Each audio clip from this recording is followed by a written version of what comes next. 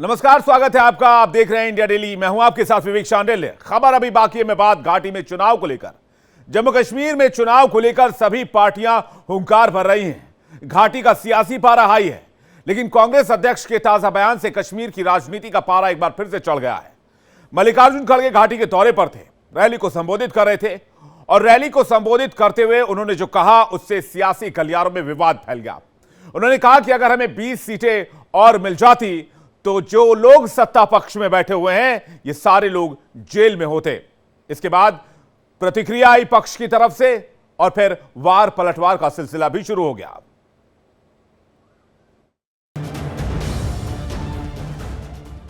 पहले तो बोलते थे 400 का, इस बार 400 का। कहां गए भाई मेरे 400 का? 240 पे आया। बीजेपी घबरा गई है, बोखला हो गई है और वो चाहते हैं, इसीलिए वो जम्मू कश्मीर के लिस्ट बार बार बदलते जा रहे हैं। पहले नरेंद्र मोदी जी छाती फैला के आते थे, अब नरेंद्र मोदी जी ऐसे आते हैं।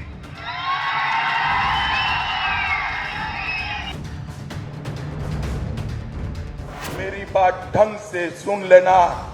कोई ताकत ऑटोनॉमी की बात अब कर नहीं सकती। अगर एंटी कांग्रेस आई तो आतंकवाद आएगा और भाजपा आई तो किसी की ताकत नहीं है आतंकवाद को यहां घुसपैठ कराने। जम्मू कश्मीर में चुनाव से पहले सियासी तपिश महसूस की जाने लगी है। कांग्रेस अध्यक्ष के बयान से प्रदेश का राजनीतिक पारा चढ़ गया है। जम्मू कश्मीर के अनंतनाग में खड़गे एक रैली को संबोधित कर रहे थे। लोगों को संबोधित करते हुए कांग्रेस अध्यक्ष काफी आक्रामक नजर आए और बीजेपी को जमकर घेरा। खड़गे ने कहा गए 400 पार वाले, वो लोग 240 सीट पर सिमट गए। अगर हमें 20 सीटें और आ जाती तो ये सारे लोग जेल में होते। ये लोग जेल में रहने के लायक है। बीजेपी भाषण तो बहुत देती है, लेकिन काम और कथनी में बहुत अंतर होता है। बीजेपी चाहे जितनी कोशिश कर ले, कांग्रेस और नेशनल कॉन्फ्रेंस का गठबंधन कमजोर नहीं होगा। हमने संसद में अपनी ताकत दिखाई, हम उसी ताकत के साथ आगे बढ़ेंगे। पहले तो बोलते थे 400 का, इस बार 400 का। कहां गए भाई मेरे 400 का?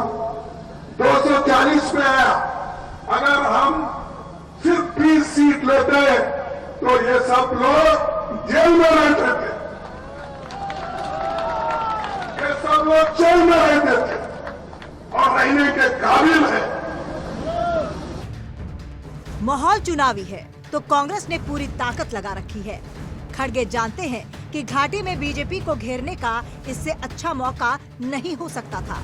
मौका भी था और दस्तूर भी, क्योंकि धारा 370 खत्म होने के बाद कांग्रेस को घाटी में पैर जमाने का पहली बार मौका मिल रहा है। कांग्रेस ने एक बार फिर से बीजेपी पर हिंदू मुसलमान करने का आरोप लगाया। कांग्रेस अध्यक्ष ने कहा, बीजेपी यहां पर लोगों को तोड़ फोड़ कर हिंदू मुस्लिम को बांटने की कोशिश कर रही है, लेकिन इनकी कोशिश जिंदगी में कभी कामयाब नहीं होगी। ऐसे बीजेपी और आरएसएस के हजारों कार्यकर्ता आएंगे और चले जाएंगे। अनंतनाग धार्मिक एकता का जगह है और जिस जगह एकता रखने का है उस जगह आज बीजेपी यहां पर लोगों को तोड़ फोड़ के और लोगों को अलग करके हिंदू और मुसलमानों को बांटने की कोशिश जो कर रही है बीजेपी, वो जिंदगी में कभी भी कामयाब नहीं होगी। साल 2024 के नतीजों से कांग्रेस काफी उत्साहित है, इसलिए कांग्रेस के नेता बार बार इंडी गठबंधन का जिक्र करने से नहीं चूकते हैं। घाटी में भी चुनाव के लिए कांग्रेस ने नेशनल कॉन्फ्रेंस से हाथ मिलाया है और मजबूती का दावा कर रही है। इंडी गठबंधन की ताकत का इशारा करते हुए खड़गे ने कहा, कांग्रेस और नेशनल कॉन्फ्रेंस का गठबंधन देखने के बाद बीजेपी बौखला गई है, इसलिए बीजेपी जम्मू कश्मीर की लिस्ट बार बार बदल रही है। इतना घबरा गए हैं 2-3 लिस्ट बदल दी है। बगावत शुरू हो गई है। इससे पता चलता है कि इंडिया गठबंधन की एकता से वो लोग कितना डरे हुए हैं। नेशनल कॉन्फ्रेंस और कांग्रेस की गठबंधन, ये देखने के बाद बीजेपी घबरा गई है, बौखला हो गई है और वो चाहते हैं, उसीलिए वो जम्मू कश्मीर के लिस्ट बार बार बदलते जा रहे हैं। कभी शाह बदलता है लिस्ट, तो कभी यहाँ के नेता बदलते हैं। इतना घबर गए हैं, 2-2, 3-3 लिस्ट उसमें बन रहे हैं। बगावत वहां पर हो रही है। तो इससे ही आप समझिए, इंडिया गठबंधन के एकी के साथ, यूनिटी के साथ जब काम कर रही है, इसीलिए वो लोग डर गए। और अभी राहुल गांधी जी और हम फारूक अब्दुल्ला साहब, जब हम एक हो गए, तब बीजेपी और भी घबरा गई है। घाटी में चुनाव जीतने के लिए कांग्रेस ने एक बार फिर से गारंटी वाला दांव चला है। वही गारंटी वाला दांव जिसके सहारे कांग्रेस 2024 के लोकसभा चुनाव में फिर से रिवाइव हो पाई थी। राज्य की जनता के लिए कांग्रेस ने 5 गारंटी का जिक्र किया है, जिसमें जम्मू कश्मीर की जनता से कांग्रेस का वादा है परिवार की महिला मुखिया को हर महीने 3,000 रुपए, 1 लाख खाली पदों पर भर्ती, परिवार के हर सदस्य को 11 किलो चावल, 25 लाख रुपए का स्वास्थ्य बीमा, स्वयं सहायता समूहों में शामिल महिलाओं को 5 लाख रुपए का ब्याज मुक्त कर्ज। महिला सम्मान हमारा हक है। परिवार के महिला प्रमुख के लिए 3,000 रुपए मासिक सहायता हर महीना, औरतों को 3,000 रुपए महीना हम सहायता देंगे। महिलाओं के लिए 5 लाख रुपए कर्ज हम विद इंटरेस्ट फ्री देंगे, और 5 लाख रुपए। अच्छे सेहत हमारा हक है, इसके लिए 25 लाख रुपए का इंश्योरेंस बीमा हम कवर करेंगे। कांग्रेस ने धुआंधार आरोप लगाए तो बीजेपी का भी रिएक्शन आना लाजमी था। कांग्रेस के वार पर बीजेपी ने भी पलटवार किया कि जिस पार्टी के युवराज और पार्टी के जो बाकी लोग हैं वो नेशनल केस के ऊपर, जमानत के ऊपर घूम रहे हो, ऐसी पार्टी जब बात करती है तो सिवाय हंसने का और कुछ नहीं होता। दूसरी बात क्या, पूरे देश के अंदर चुनावों में अलग अलग पार्टियों की बैसाखियों के ऊपर चुनाव लड़ने के बाद कुल 99 का आंकड़ा इन्होंने लिया है, और 99 के आंकड़े के ऊपर भी आज तो इतना अहंकार, इतना अभिमान हो चुका है कि राहुल गांधी जी बाहर बैठकर पूरे देश को बदनाम कर रहे हैं। तो याद रखिएगा, सांप सीढ़ी के खेल में जो 99 के ऊपर जो सांप है ना, वो यही अहंकार का सांप है जो आपको काटेगा और अगली बारी 5 से 7 के ऊपर आके खड़े हो जाएंगे आप। कांग्रेस की गारंटी पर लोग कितना यकीन करेंगे, ये तो चुनावी नतीजों से पता चलेगा। लेकिन कांग्रेस को लगता है कि गारंटी के दम पर वोट में इजाफा हो सकता है। राज्य में चुनाव की बात करें तो 18 सितंबर, 25 सितंबर और 8 अक्टूबर को 3 चरणों में यहां मतदान होगा। ये पहली बार है जब जम्मू कश्मीर के केंद्र शासित प्रदेश बनने और अगस्त 2019 में इसके विशेष दर्जे को रद्द करने के बाद चुनाव हो रहे हैं। चुनाव में कांग्रेस और नेशनल कॉन्फ्रेंस ने अलायंस का ऐलान किया है। 90 सीटों में से 51 पर नेशनल कॉन्फ्रेंस और 32 सीटों पर कांग्रेस चुनाव लड़ेगी। 5 सीटें ऐसी हैं जहां दोनों पार्टियों के उम्मीदवारों में फ्रेंडली फाइट होगी। 2 सीटें सीपीआई और पैंथर्स पार्टी को मिली है। हाल ही में कश्मीर के दौरे पर गए राहुल गांधी ने बीजेपी पर जमकर निशाना साधा था। नफरत को नफरत से नहीं काटा जा सकता है, नफरत को मोहब्बत से ही काटा जा सकता है, हराया जा सकता है। और आपने इस चुनाव में देखा होगा, पहले नरेंद्र मोदी जी छाती फैला के आते थे, अब नरेंद्र मोदी जी ऐसे आते हैं। पहले बड़े बड़े भाषण करते थे, इस बार पार्लियामेंट में घुसने से पहले उन्होंने अपने सिर पर कॉन्स्टिट्यूशन को रखा, फिर गए अंदर। उन्होंने नरेंद्र मोदी को साइकोलॉजिकली उड़ा दिया है। मैं आपको बता रहा हूं, मैं पार्लियामेंट में बैठता हूं, उनके सामने पार्लियामेंट में बैठता हूं, पूरी कॉन्फिडेंस गायब हो गई उनकी। इंडिया गठबंधन खड़ा हो गया, एक साथ मिलकर हम लड़े, पूरी की पूरी कॉन्फिडेंस हिंदुस्तान के प्रधानमंत्री की गायब हो गई।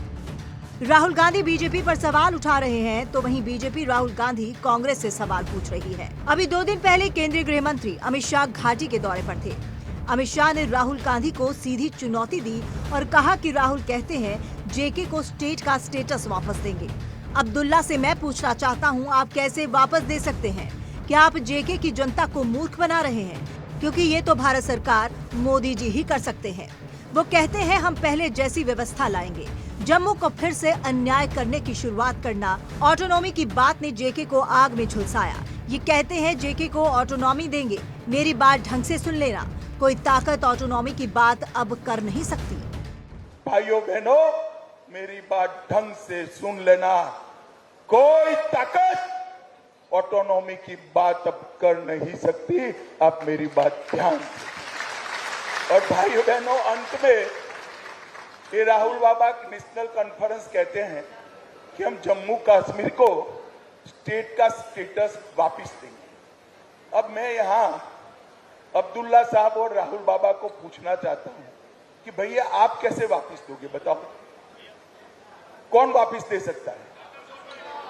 बड़ा जोर से बोलो, कौन दे सकता है? कौन दे सकता है? ये क्या आप जम्मू कश्मीर की जनता को मूर्ख बना रहे हो? भाई, सब में अकल है, वो भारत सरकार ही दे सकती है, मोदी जी ही दे सकते हैं। अमित शाह यही नहीं रुके, उन्होंने घाटी में आतंकवाद को लेकर भी विपक्ष पर निशाना साधा और कहा कि कश्मीर ने आतंक झेला है या ऐसी सरकारें थीं कि आतंक के सामने आंख मूंद कर बैठ जाते थे। ऐसे लोग भी थे कि शांति होती तो यहाँ आकर सीएम बन जाते थे। जम्मू कश्मीर में IIM मोदी सरकार ने बनाया, एक भी जुलूस और झंडा नहीं निकालना पड़ा। अगर ये आए तो पीछे के पीछे आतंकवाद आया समझिएगा। और जम्मू कश्मीर के लोगों ने और विशेषकर जम्मू के लोगों ने तय करना है कि आपको आतंकवाद चाहिए या चैन, अमन, शांति, विकास और उद्योग विकास चाहिए। ये आपको तय करना है। अगर एनसी कांग्रेस आई तो आतंकवाद आएगा और भाजपा आई तो किसी की ताकत नहीं है आतंकवाद को यहां घुसपैठ कराने। जाहिर है घाटी में ठंडी हवाओं के बीच बयानों के शोले चल रहे हैं। सियासी नफे नुकसान को देखते हुए शतरंज की बिसात बिछाई जा रही है। हर पार्टी और हर नेता के अपने दांव हैं, जिसे जनता की अदालत में परखा जाना अभी बाकी है। Bureau report, India daily. एक तरफ घाटी के चुनाव का सियासी शोर है तो दूसरी तरफ राहुल गांधी का अमेरिका दौरा है। राहुल गांधी का अमेरिका दौरा उनके बयानों की वजह से विवादों में आ गया है और राहुल गांधी तरह तरह के सवालों में घिरते जा रहे हैं। बीजेपी के नेता प्रतिपक्ष के खिलाफ बीजेपी ने मोर्चा खोल दिया है। राहुल गांधी ने अमेरिका में कार्यक्रम के दौरान सवाल उठाया कि क्या भारत में सिखों को पगड़ी या कड़ा पहनने की इजाजत होगी। राहुल गांधी के इस बयान के बाद संग्राम छिड़ा हुआ है। खालिस्तानी आतंकी गुरु पतवंत सिंह पन्नू ने राहुल के बयान का समर्थन कर दिया, जिसके बाद बीजेपी और ज्यादा आक्रामक हो गई है और राहुल गांधी के साथ साथ पूरी कांग्रेस पर सवाल उठा रही है।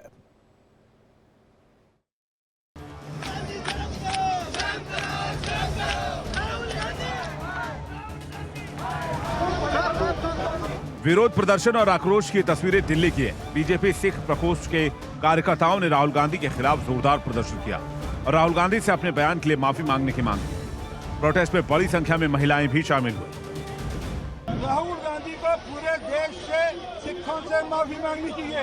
वो देशी धरती का उपयोग करते हैं भारत को और सिखों को बदनाम करने के लिए। बीजेपी नेताओं का कहना है कि राहुल गांधी विदेश में जाकर देश को बदनाम कर रहे हैं। राहुल गांधी कह रहे हैं कि सिखों को पगड़ी नहीं बांधने दी जाती है, उन्हें कड़ा नहीं पहनने दिया जाता है। उनका बयान गैर जिम्मेदाराना है। बीजेपी नेता आरपी सिंह ने कहा कि क्या राहुल गांधी अपने पिता का वक्त भूल गए जब देश में सिखों का कत्लेआम हुआ था। शायद तो सिखों के संदर्भ में 1984 याद दिला रहे हैं, जब 1984 के अंदर अमृतसर से दिल्ली आने के लिए हर सिख की पगड़ी उतारी जाती थी और कांग्रेस की सरकार के रहते हुए पगड़ी उतारी जाती थी। हर सिख की चेकिंग होती थी और जिस प्रकार से दिल्ली के अंदर 3000 सिखों का कत्लेआम किया, पगड़ियां उतारी, केस काटे, दाढ़ियां काटी, उनके ककार निकाले और उसका तेल डालकर, पेट्रोल डालकर और एक स्पेशल कोई व्हाइट पाउडर डालकर उनको और गले में टायर डालकर उनको जलाया गया। ये इस बात को नहीं बताते कि ये उनके रहते हुआ। राहुल गांधी ने अमेरिका में एक कार्यक्रम के दौरान सवाल उठाया कि क्या भारत में सिखों को पगड़ी या कड़ा पहनने की इजाजत होगी। राहुल गांधी के इस बयान के बाद संग्राम छिड़ा हुआ है।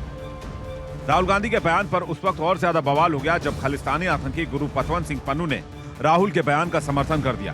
पन्नू ने राहुल गांधी के बयान को साहसिक बताते हुए अलग खालिस्तानी राष्ट्र की मांग को सही ठहरा दिया।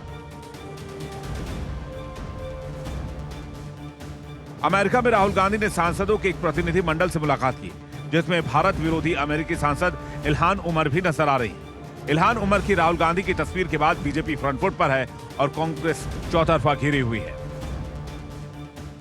कि राहुल गांधी जब देश में होते तो भी देश विरोधी ताकतों के साथ, चाहे वो उमर खालिद हो, अमेरिका में जाएं तो इल्हास उमर हो, और जितने उनके प्रेस कॉन्फ्रेंस में रहते हैं वो भारत विरोधी टूल किट का ही वो यूपी के सीएम योगी आदित्यनाथ ने भी राहुल गांधी पर करारा हमला बोला है और कहा है कि राहुल गांधी भारत विरोधी अलगाववादी समूह के नेता बनने की ओर अग्रसर हैं। सीएम योगी ने एक्स पर लिखा कि राहुल गांधी का एकमात्र लक्ष्य भारत की एकता, अखंडता और सामाजिक समरसता को छिन्न भिन्न करके देश को गृहयुद्ध की ओर धकेलना है। कांग्रेस के युवराज अब देश से आरक्षण को समाप्त करने का कुचक्र रच रहे हैं, लेकिन उनकी विभाजनकारी मंशा सफल नहीं हो पाएगी। हम भारत के लोग कांग्रेस सहित सभी राष्ट्र विरोधी ताकतों के विरुद्ध एकजुट हैं।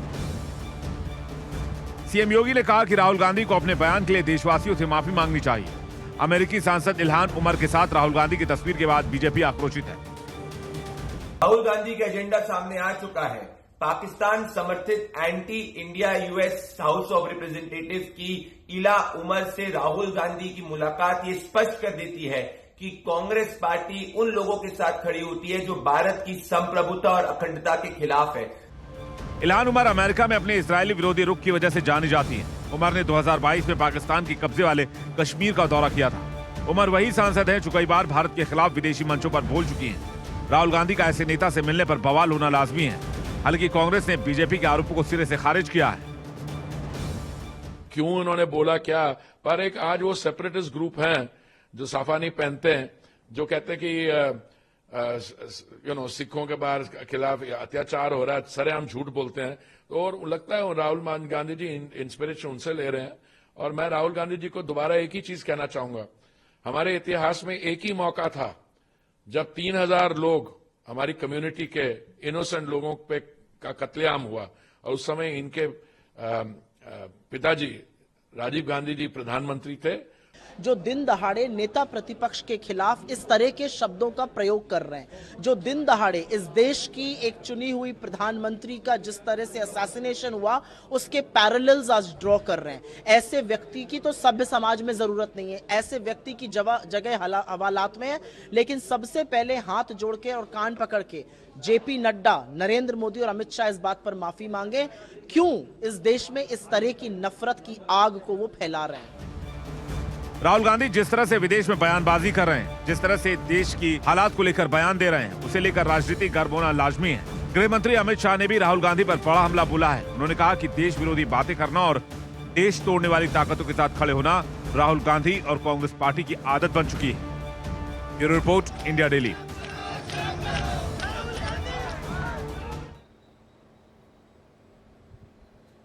तो ये तो बात रही नेताओं की, राजनीतिक पार्टियों की। जरा बात आपकी भी कर लेते हैं। अगर आप दिल्ली में रहते हैं, राष्ट्रीय राजधानी क्षेत्र में रहते हैं, एनसीआर में रहते हैं, तो सावधान हो जाइए। एक रिपोर्ट आई है जो आपकी टेंशन बढ़ा सकती है।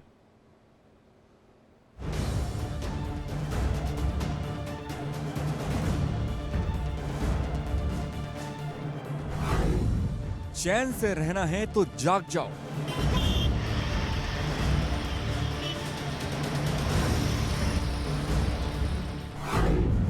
दिल्ली की हवा जहरीली है।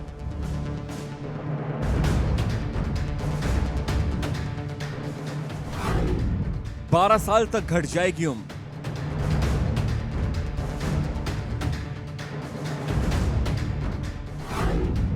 ये हवा आपकी जान ले लेगी।